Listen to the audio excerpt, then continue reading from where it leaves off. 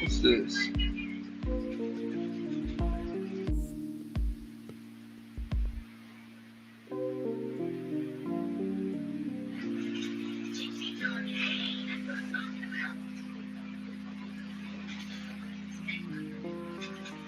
Okay. You know what? I can get behind this one.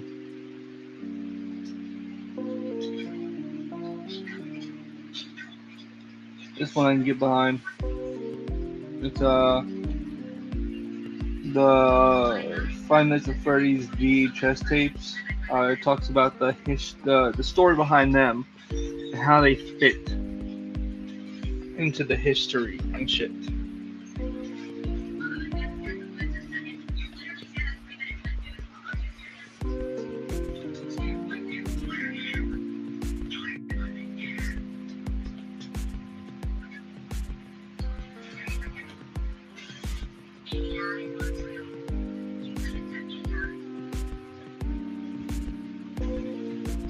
Waiting for it to pop up.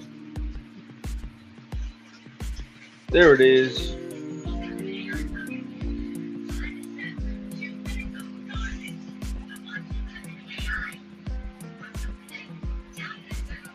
Alrighty.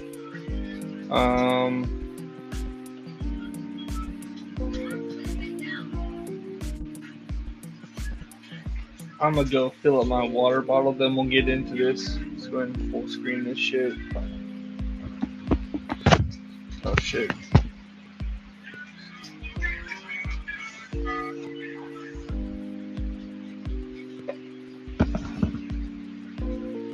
Alrighty, I'll be right back.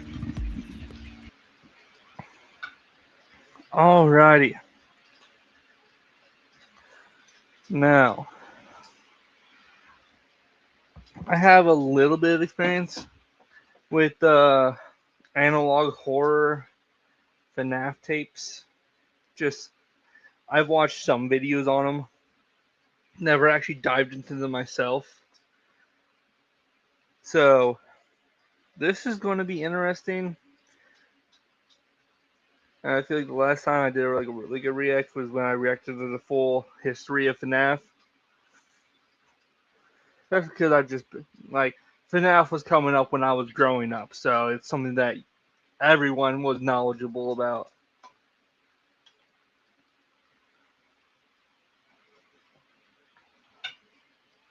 Alrighty. Hello, everybody. Today we are going to talk about the Five Nights at Freddy's VHS tapes. Recently, I don't know how recently since I'm recording both of them back to back, but recently I should have put up a video that goes through. Dante's had to run fucking clip of that. He goes, "Are they called penis ended because you're fantasizing about your friend's meat size or something?"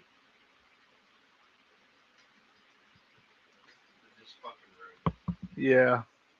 The timeline and story of the Five Nights at Freddy's video games. And if you're like me, the more interesting aspects of those video games are the nuanced details about the murders themselves and the killer, William Afton. It's an interesting branch of horror that doesn't get explored a lot, especially not in video games. And while the concept of a murder, mystery, haunting, poltergeist, animatronic thing may seem common by today's standards, that's because of the effect the original Five Nights at Freddy's had. However, if you agree with that, then you also Let me probably pause this. And I don't know where the torch is. It might be actually. It is. The torch is in the drawer. You know, guys, before we get into this, I'm gonna go ahead and grind. I'm on that grind in two different ways right now. How many viewers you got? Viewers? None. What do you stream? Yeah. Well, actually, I have no idea how many viewers I have right now.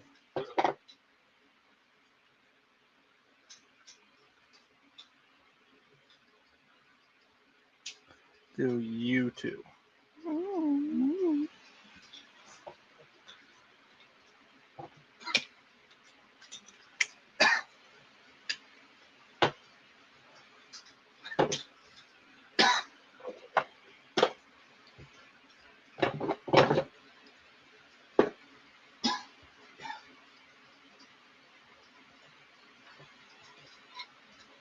Alrighty now. Take like the big 6 and I'm gonna be here with good sheet in my cart.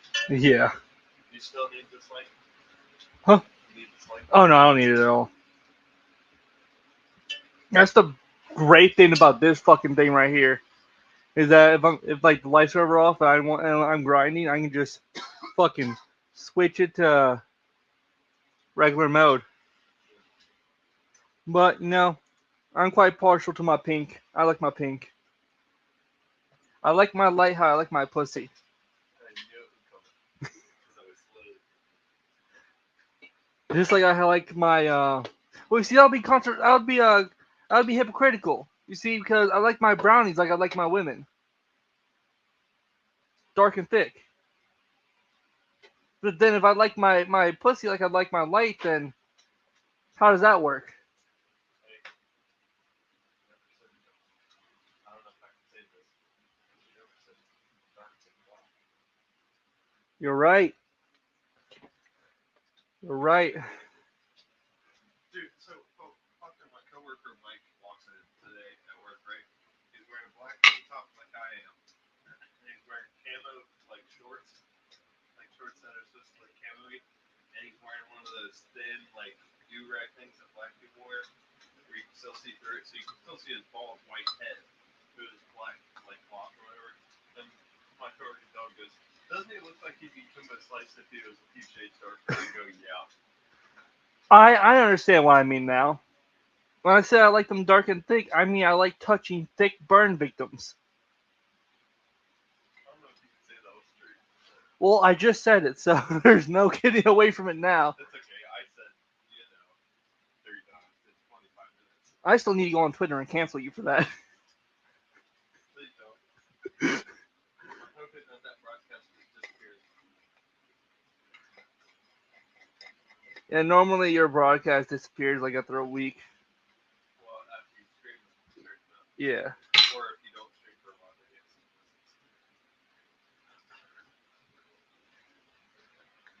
We already know I'm making that TikTok clip though. What I just said about burn victims. That's going on TikTok. Then I'm gonna get banned. I'm at 12 followers on my King Buns account. I'm trying to get to 50 so I can fucking go live all day.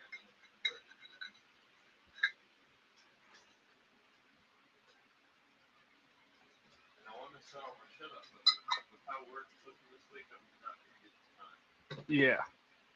Or I really want to do that, so I might just wait till after vacation to set everything up. That's fair.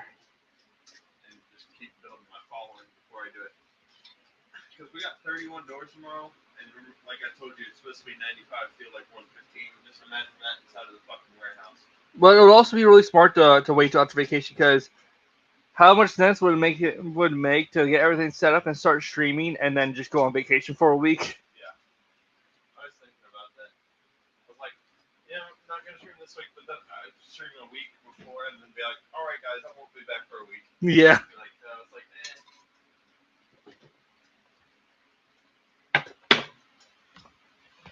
Oh, my fucking neck hurts.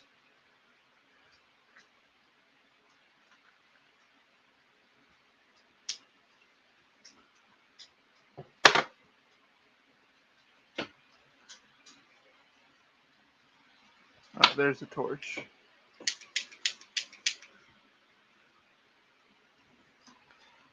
Alrighty, guys, time to puff puff. That get right good night.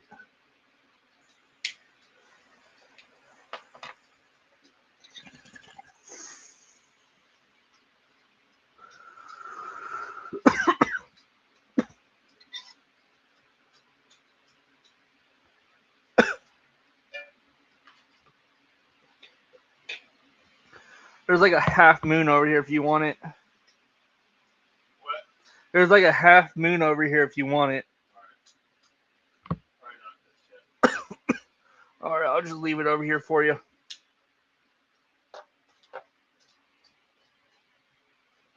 Alright, now let's get into this. Feel that the games didn't do that concept justice. And if that's the case, then I am more than happy to introduce you to the VHS tapes. See, what I like about the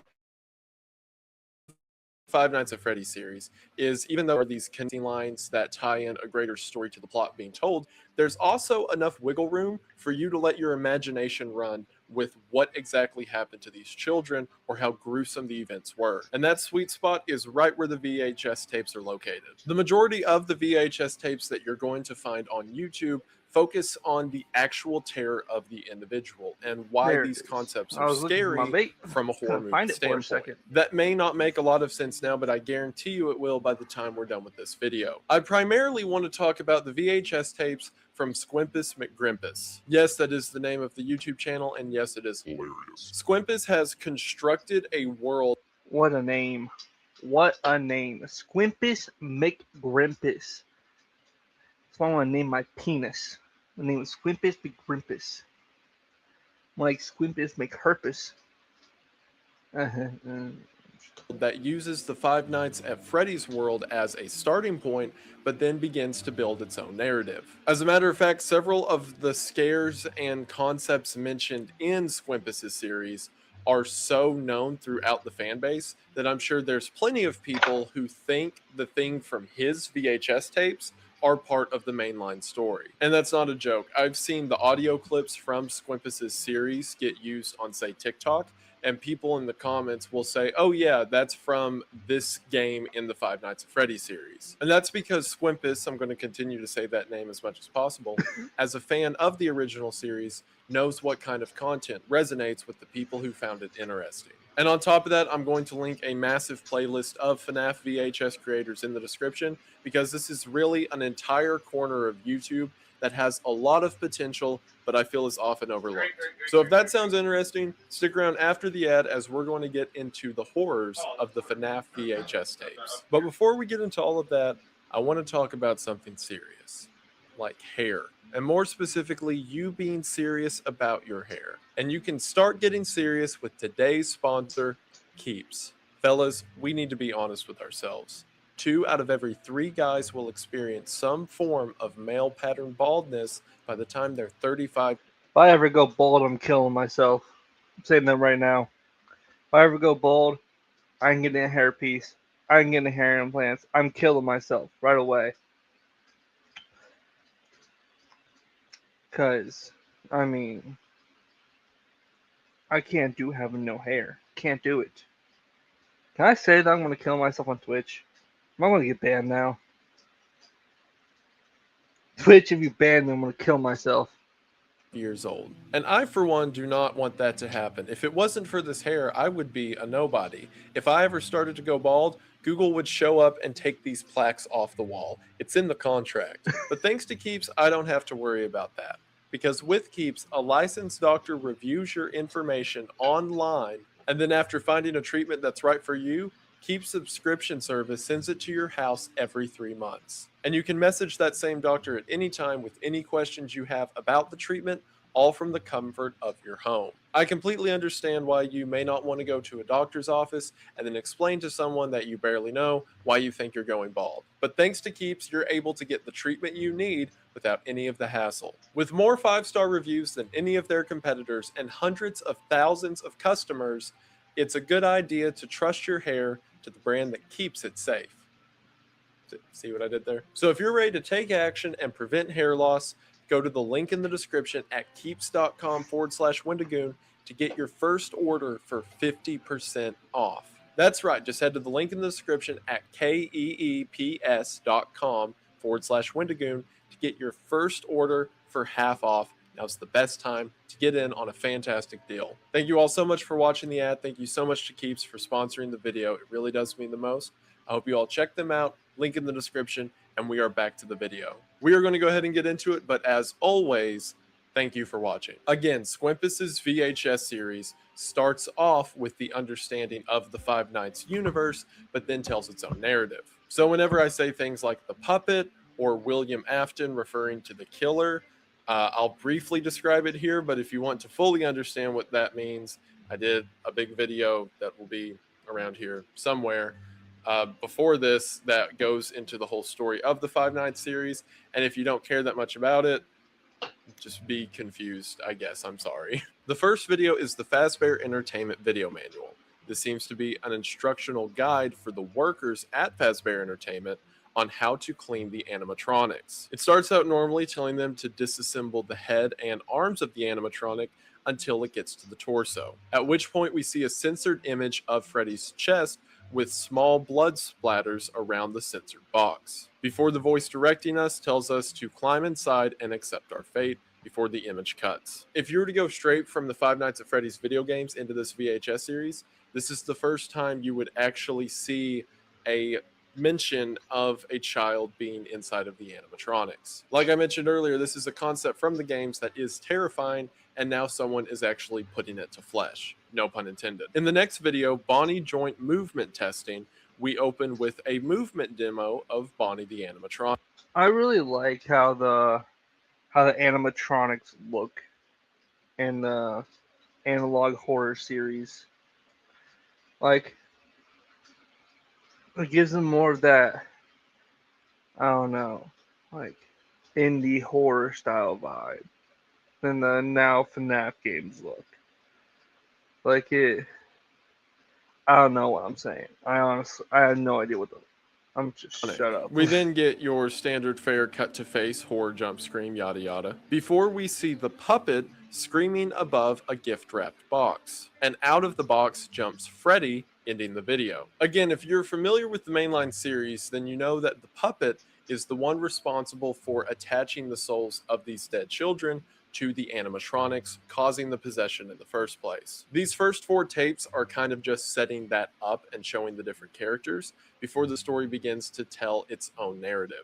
In the third video, Sound Response Check, we are told that sounds will play as we watch Chica respond to the audio she's hearing, until the text glitches out. In other words, we don't know where Chica is supposed to be staring, to which she is then looking straight and music begins playing. We then hear dialogue from Chica, in which she says that this music makes her feel better. She then gives a rather haunting account of how one time she saw a bird asleep in the snow, and that's what nightmares are about. You can't breathe in the snow, and right here where Chica is now, she can't breathe. We then see the image of a sad girl before it cuts to a censored image of what is probably a bird asleep in the snow. The reason I enjoy this specific VHS series, See, I don't like the big jump scares in horror.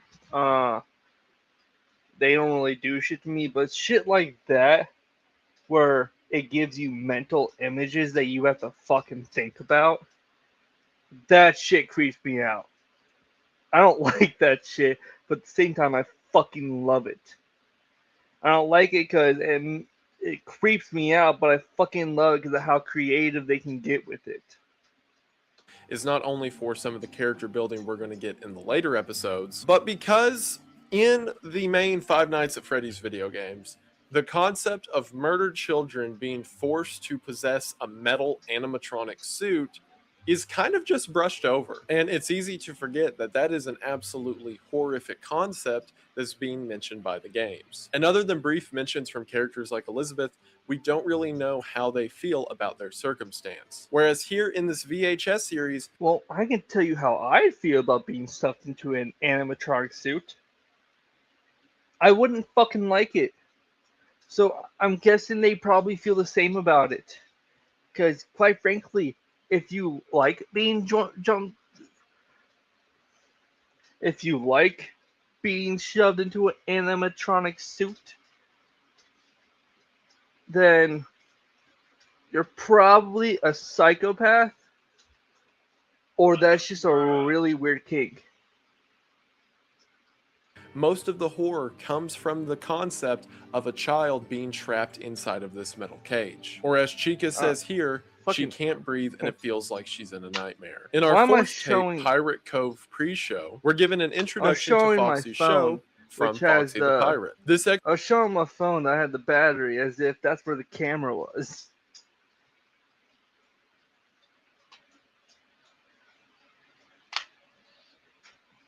Exposition repeats itself, and each time it does, it becomes more distorted and more children disappear. We then see the purple guy appear as he taunts Foxy and asks, didn't he want an audience? Before the faces of the other animatronics flash, before we cut back to Foxy and then see Golden Freddy, also known as Fredbear, hanging in the air on what appears to be a purple tether. This is the first time that we've seen mention of the purple guy. However, he is going to Jesus continue to be the Christ. main antagonist throughout this story. And now that the pieces are set, the 4 tapes of each of the animatronics, also known as the 4 souls possessing the animatronics, we can now start with the narrative itself. In the next video, titled Non-Existent Video, we see a commercial for Fredbear's Family Diner. We see both of the original golden animatronics, Fredbear and Spring Bonnie, as we're being told of how the spring lock suits work. We then He's here, he's there, he's everywhere.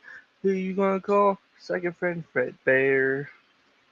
see the Fredbear animatronic with I don't blood know why I covering felt the its need to mouth. pause This to is do in that. reference to I something known just as the did. Bite of 83, in which the first victim of the entire series was killed when his brother Michael shoved him into the mouth of the Fredbear animatronic. We then see a message that's being delivered directly to us, telling us that we recovered the 4 tapes in the empty heads of the animatronics. In other words, the 4 previous videos in the series. Before being told that now we have found the 5th tape. The 5th tape being that of Fredbear, potentially the soul of Michael's brother who was killed inside of the Fredbear animatronic. The messages then begin to tell us that before our brother died, something else happened at that restaurant. This means that we are most likely Michael. That reminds me. I'll let the guy know that I'm promoting this on my Twitch, but I actually got casted as the voice of a fan made animated series about FNAF, and I'll be the voice of Fredbear. So that's exciting. I'll send him a clip of this so he knows that I promoted it. It's gonna be dope. Uh, so far, everyone that I've met through this is very nice. Uh, I don't know where in the process of production we are yet now, but I haven't been given a script. I'm pretty sure he's writing the script right now.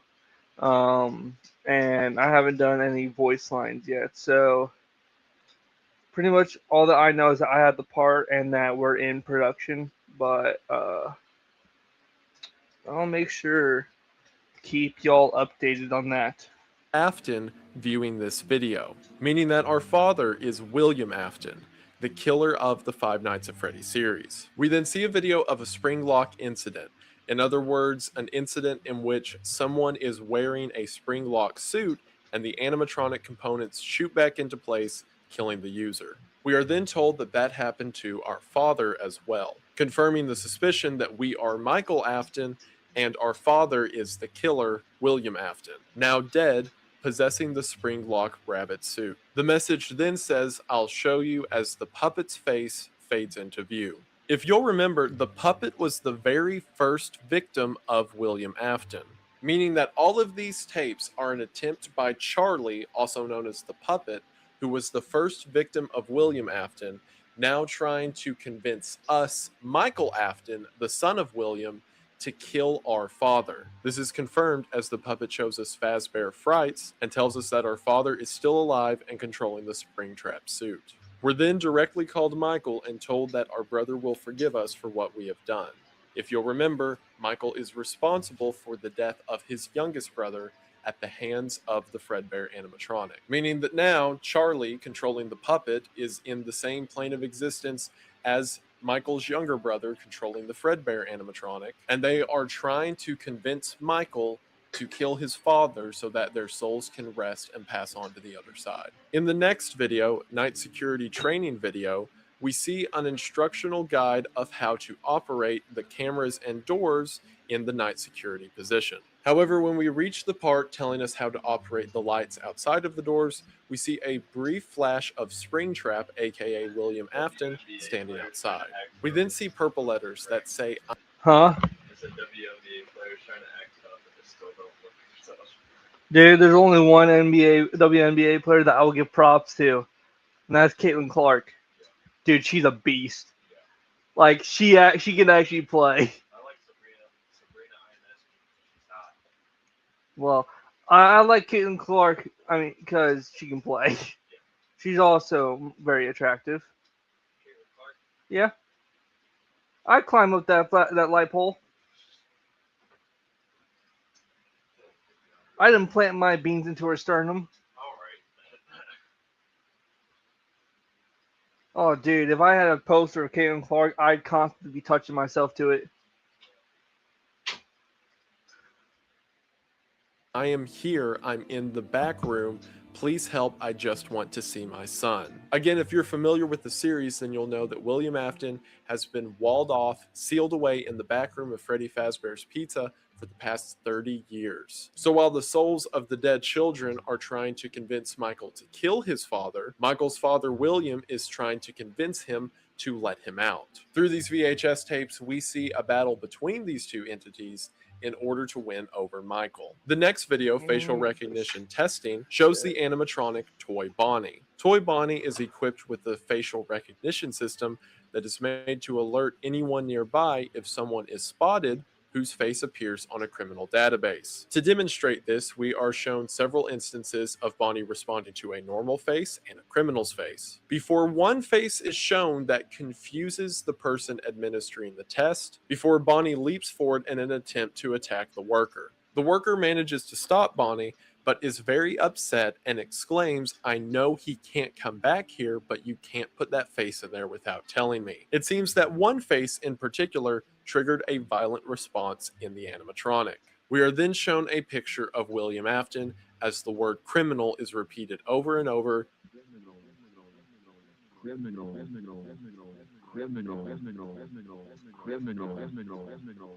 Before he transforms into the visage of the purple guy. The reason the animatronic attacked the person administering the test is because the face that was shown was the face of the animatronic's killer. Or, if you wanted to be more technical, the killer of one of the other animatronics that made the facial recognition software freak out, but potato, same thing. The next video, titled Security Footage, is possibly my favorite in the entire series. It's simply a conversation in the dining hall of Freddy Fazbear's Pizza between the Bonnie and Chica animatronics. In it, we learn that the name of the child who is possessing Bonnie is Lucas, and Chica, as we'll find out later, was the younger sister of Lucas. Throughout the conversation, we see Lucas depressed and sad as he begins crying given his situation. Chica, very heartbreakingly, tells Lucas that it's okay and one day they'll go to heaven because they're supposed to which Lucas replies, "I'm so glad you don't know what's really happening," before the conversation ends and the two part ways. It's such a simple video, but it's one of the more impactful things I've seen out of the Five Nights at Freddy's series. This isn't just talking about the scary aspect of, oh, young children stuck inside of animatronics, isn't that weird? But it's also humanizing them. And in this incredibly sad instance, we see a young girl tell her older brother that it'll be okay because they're supposed to go to heaven. At this point, they would have been in the animatronics for about a decade. That is, if we're going off the original timeline. And I know this is its own series, but close enough. And to see like real visceral, depressing horror like that is something I would expect out of a series with this concept. In our next video, Company PSA, we see a video directed towards members of Fazbear Entertainment. They refer to the spring lock accident at the previous locations, i.e. the animatronic suits failing and killing the person inside, before stating that all of the spring locks have been removed and now animatronics and costumes will be kept separately. The tape tells the worker that if ever asked about the Fredbear or Spring Bonnie suits, just say that they simply do not exist. The camera then cuts to Fredbear talking. At this point, it's confirmed to us that the spirit inside of Fredbear is Michael's younger brother. Michael's younger brother, talking to Michael, which is us viewing the tape, says, "I thought you loved me, you said you were sorry, but I know you're lying," before saying, "I don't love you, and I'll take you with me." This is very different from what Charlie the Puppet said earlier in the tapes,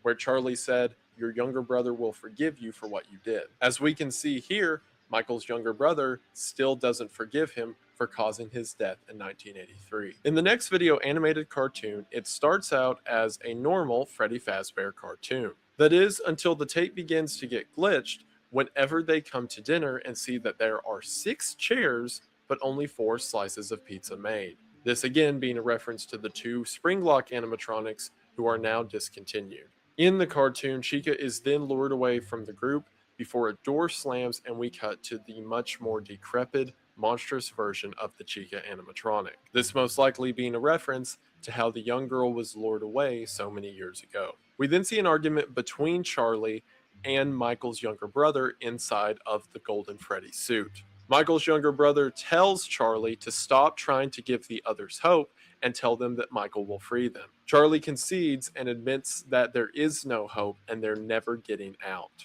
During this time, we're given the names of the other victims within the animatronics, as Charlie says that she is sorry to Nicole, Lucas, Angie, and Benjamin. So, despite William and Charlie each trying to leave messages for Michael in order to get him to help them, Michael's brother still doesn't forgive him for causing his death and has convinced the puppet to stop trying to convince him to help the others. In the next video, Memories, we begin with normal images of old Fazbear locations before we see an image of William Afton as we hear his hidden confession tape.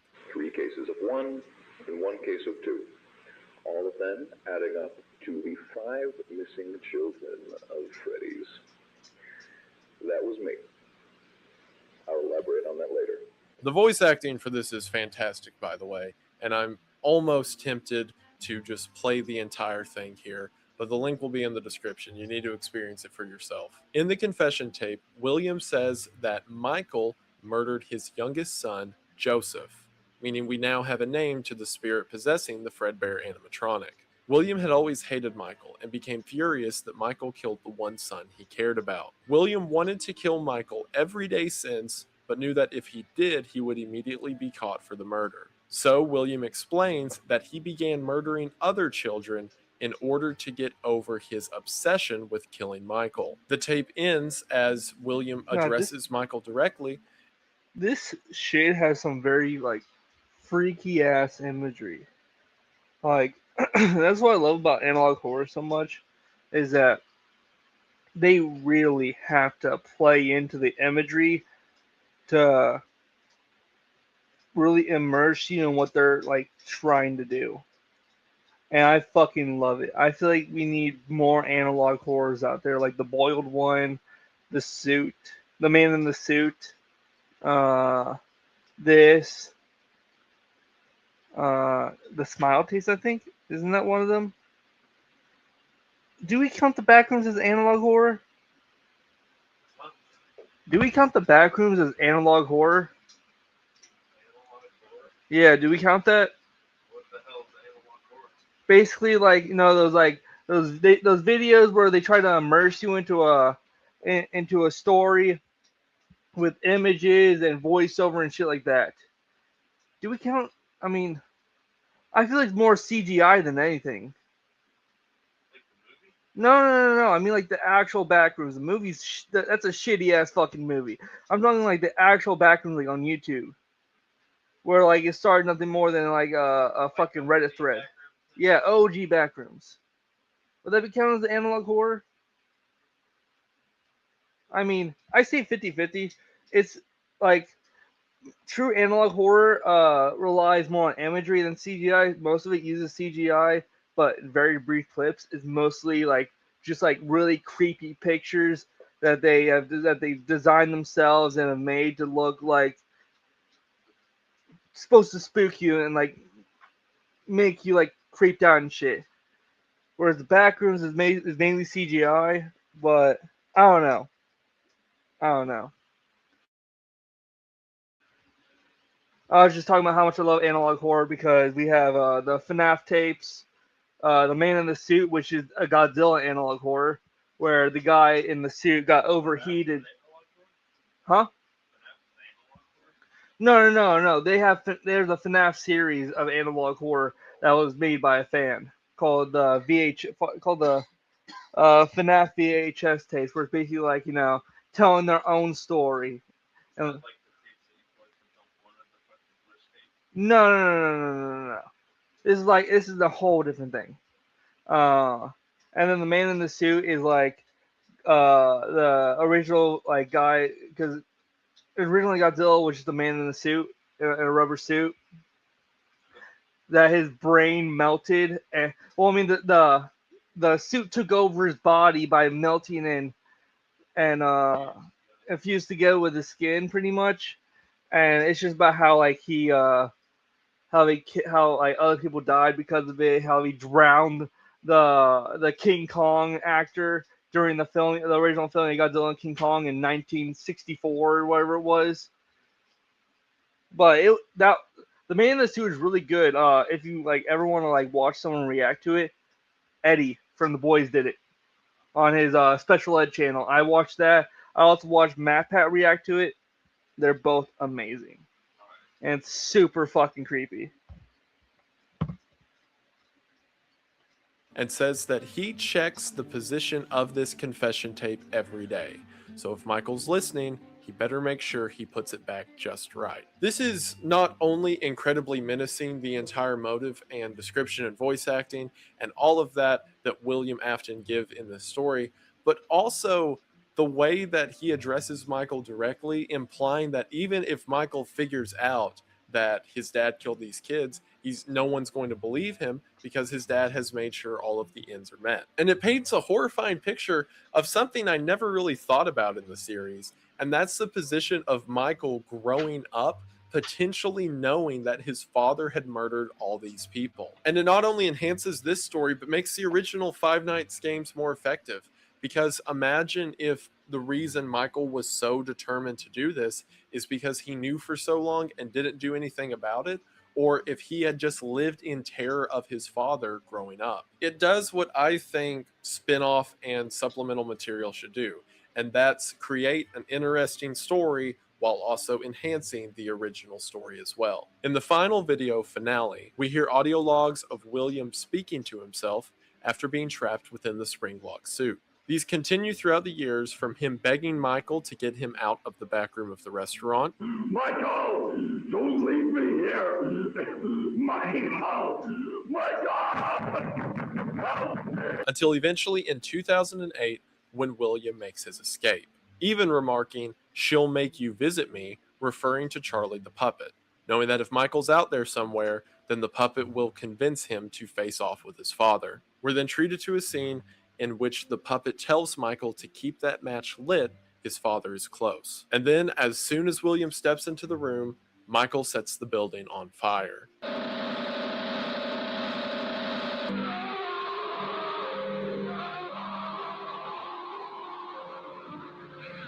As everything burns, the screen fades to white, and we then see the obituaries of the lost children. But in doing so, he took his father with him and released the souls of the trapped children. And with that, we have the ending of the Squimpus McGrimpus Five Nights at Freddy's VHS tapes. Squimpus also has several non-canon MP4 tapes on the channel, which are creepy and cool, but don't really affect the story I just told. And I think that these are fantastic. And if you're going to tell an offshoot story to a series that is as established and well-known as the Five Nights at Freddy's, you might as well do it right. So like I said, the Five Nights at Freddy's VHS community is huge. So rather than just stopping there, I want to give a quick mention to a few of the other creators who I think deserve some attention as well. And while there are many who do this and do it very...